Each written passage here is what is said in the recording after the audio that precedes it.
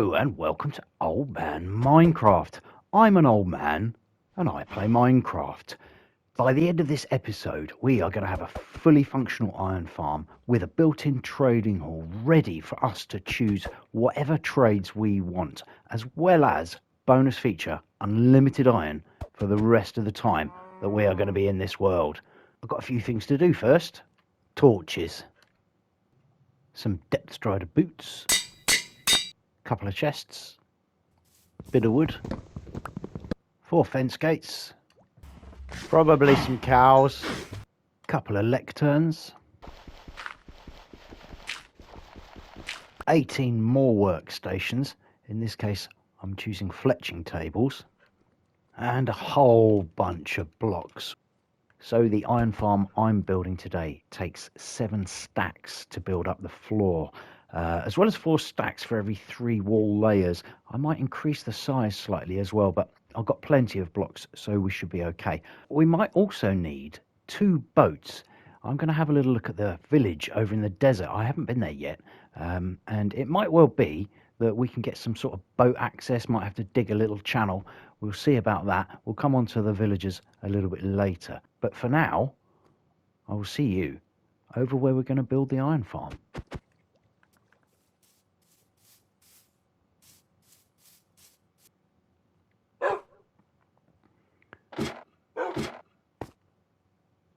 I have built a little bit of infrastructure around here.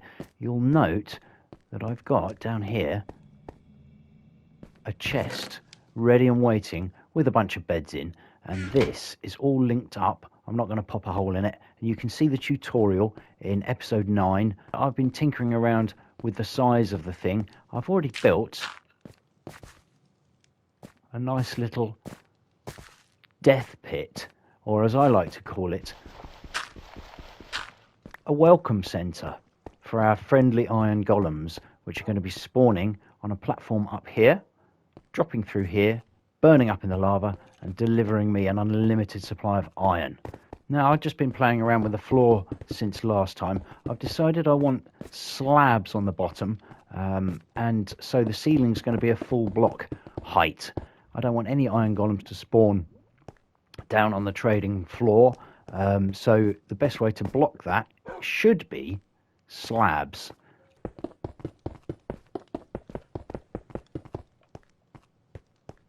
Now my beds are going to come out 2, and we're going to have 1, 2, 3 here, 3 here, 3 here, and 3 here. But we're also going to put 1 there and 1 there, 1 there and 1 there. So we'll have a bed up here, which is what this is for. Then I'll destroy this, and then I'll lay 3 beds down here. There'll be another bed up here. So that's 5 per little pod. 4 5s are, of course, 20.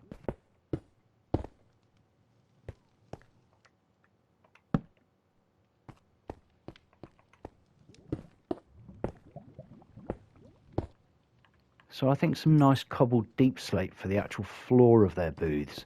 Now the floor itself, they're only going to be 5 per side, so their floor is going to be right here. Right, enough talking from me. I think it's time to start building. I'm going to get this spawning platform in. I'm going to get the ceiling in for the trading hall. I'm going to make sure the floor is all slabbed. I'm going to build up the rest of these walls. I'm basically going to finish this iron farm in, I think, a nice montage. Then we're going to go and see that desert village. Are you ready? Let's go.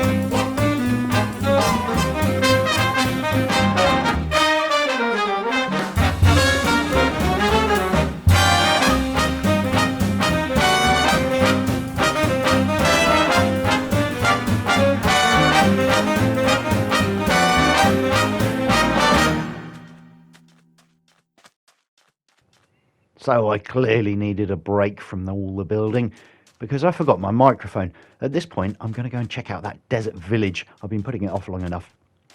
So I'm lighting the place up as I go, delighted to see it set into the water, and there's a nether portal, ruined nether portal next to it. I am wondering if this river doesn't bend round to meet my base. So there was nothing really much in this village, not a lot to speak of, a couple of workstations. I did pinch this cauldron, going to make another lava generator. I did find some sea pickles as well, always nice to find some botanical specimens. And all the way up this tower, I was delighted to find my very first emeralds of the world. How lovely. Nether portal, ruined nether portal, didn't really hold much. Got a couple of gold blocks and a crying obsidian, a few nuggets, not much to write home about. So I made my first boat of the world, and I took this right hand fork here, followed it all the way around, and it does indeed come right around in a horseshoe right up to my iron farm, which is going to make my life an awful lot easier, which I was very, very pleased about. In fact, there I am in my boat, looking pleased, thinking my microphone's still on. Now, I'm sure you all know by now the infinite water trick. You get a bucket with water in, place one water source block, skip a block, very important, place down another water source block, and in between the two is a fresh water source block, and that way you can make infinite water. Water travels 8 blocks, so as I'm filling this in, it will line up perfectly with the entrance to the welcome centre. And if you place those L shapes in the corner there, those dirt L shapes, you will never misplace water. And it's also useful for placing a block on the top middle one there, and that provides just enough drop for the water flow to carry everything in this pan straight down the hole. We're going to do that in all 4 corners. And you'll see down here in our collection system, we collected some of that dirt.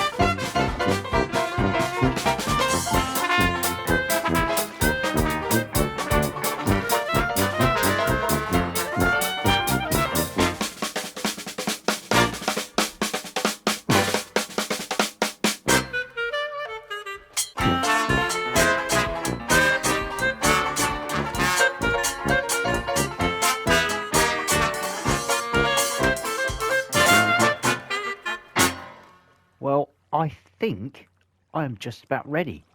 I've finished off the trading hall, apart from decorations. The villagers are going to be in here. They're going to be able to link to their workstations, stand up against them, and then I'm going to come behind them and block them in. That way they can just breed in this space, filter themselves out, so they can come and stand where they've decided that they want their work block to be.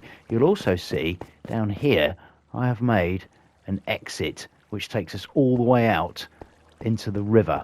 For now though, I'm going to go to sleep, and then we're going to go and get ourselves some villagers. Are you ready? Right, I'm going to take this with me just in case. It should be nicely daytime. I've also got some leads because I've heard that boats rather can be dragged by leads now, so I'm quite excited about that. Okay, I don't know if it'll work. I might need to make 2 trips. We shall see. Let's get our bow out. Right, we're going to go to the desert village. You can see we've got some nice, interesting little formations. We've got some caves. There's the base and the starter base. And all we have to do is come all the way around here. There's the desert village. And as you saw from the footage that I took earlier on and forgot my microphone. It's beautifully jutting out into the water there. Now I will need to make sure I don't pick up any green villagers, any villagers with green tunics. Hopefully I'll get one with a trade. What are you? You're not him, so that's the one I don't want, the green tunic. And I think this guy here has also just got his brown tunic, so he could be used as well. So let's grab one of them. Now, this lead trick, I have no idea if that was Java or not. Oh my word. Okay. That's interesting. So let's get the other boat out. We might be able to do these two guys in one trip. Where did you go? Ah, perfect. Look at you. You chump. You're coming with me. Lovely. So can I, if I get into the water here and I get my lead, can I possibly... Oh, I can't lead a boat when I'm in a boat. Oh, I can. Does it work? Does it work? Does it work? Does it work? No, didn't work. Okay. Well, you stay there and we shall do some science.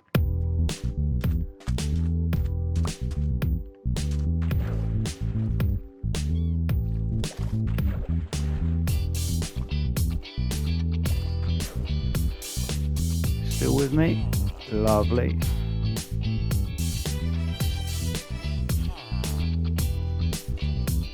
Oh my word, it's working. Oh wow. Okay.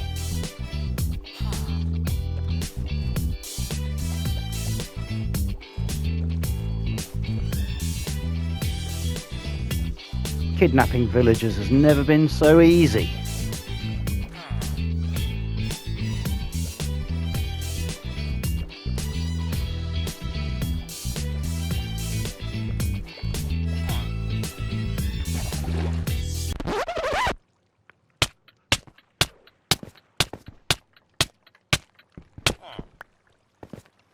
How on earth did that work? I'm just going to block all of this off. Oh, no. You okay, dude? That was my bad. I do apologise. Let's put one here.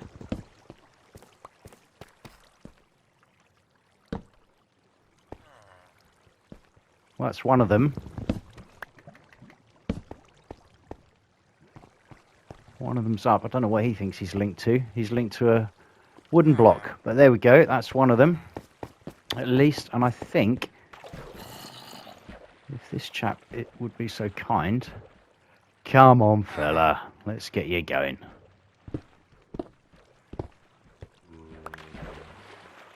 There you go. Go upstairs, look. You know you want to. Yeah, lovely. Right, so I should now just be able to block that off completely. I'm going to leave that there.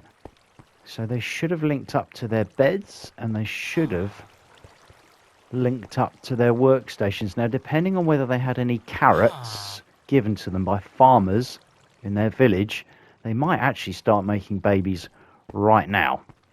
So, all right, let's get you guys some carrots, yes? Yes. Right, fingers crossed, I've got the maths right. I'm going to give him some, and I'm going to give him some. Hopefully when I drop them at their feet, they should pick them up. So he should have some.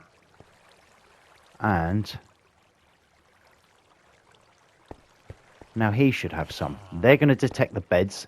And when the time of day is right, they should start making little babies.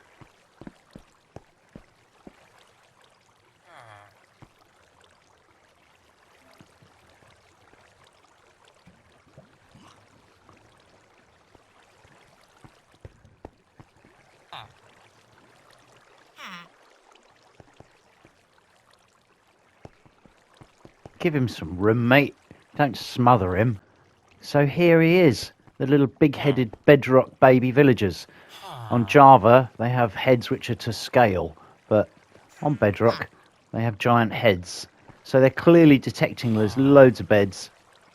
They're happy, they're working, they've got their own beds. The kids can't get out of any of these little gaps, I hope. Where are you? There you are. And now they should just keep going. Look, they're making some more.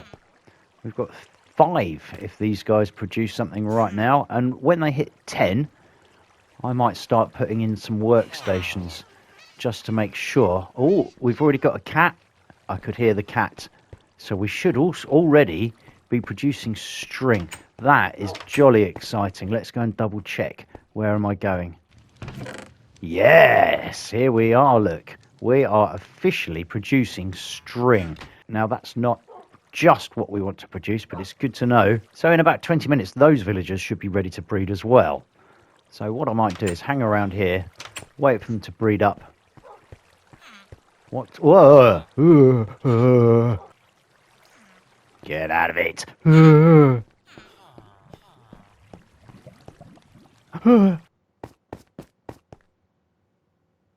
Still no lava.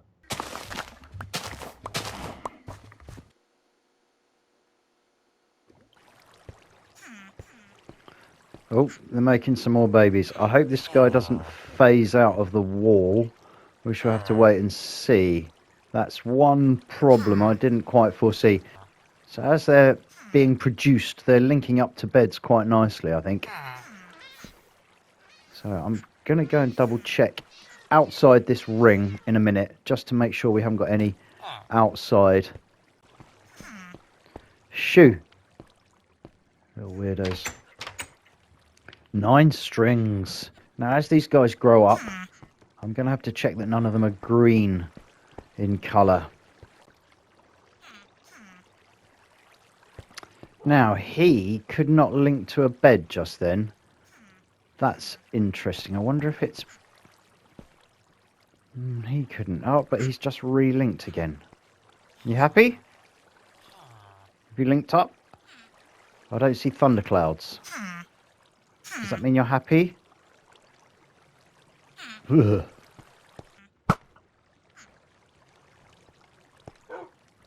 Spider jockey. Into the drink.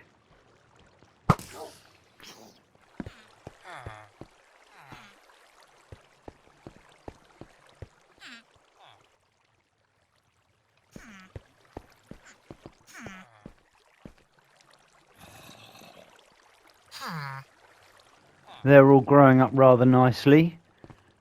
He's stuck in a hole. But I'm afraid this means we have some rather bad business to attend to. Hope nobody's looking. Unfortunately, the green... Yeah, I know.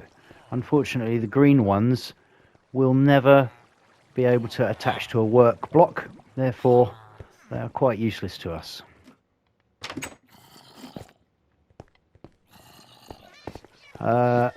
Hello? Okay. Not entirely sure how you got in there, but we can sort that out.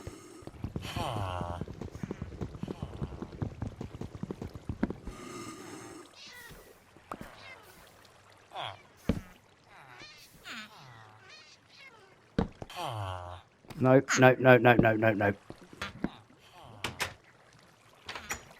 They do seem to have stopped breeding, so I'm going to go and find some carrots.